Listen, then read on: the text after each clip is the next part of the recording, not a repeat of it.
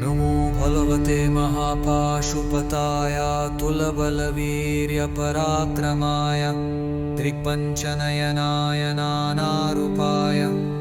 नानाप्रहरणोद्यताय सर्वाङ्गदरक्ताय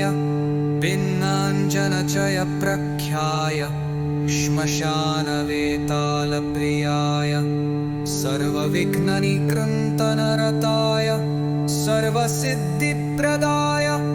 भक्तानुकम्पिने असङ्ख्यवक्त्रभुजपादाय तस्मिन् सिद्धाय वेतालवित्रासिने शाकिनिक्षोभजनकाय व्याधिनिग्रहकारिणे पापभञ्जनाय सूर्यसोमाग्नित्राय विष्णु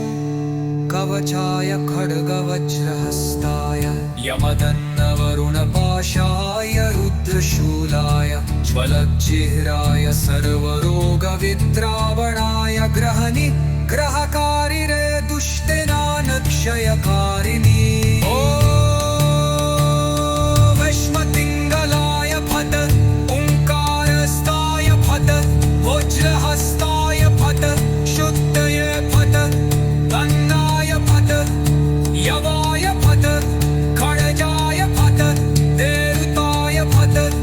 अरुणाय फट भद्राय फट वाशाय फट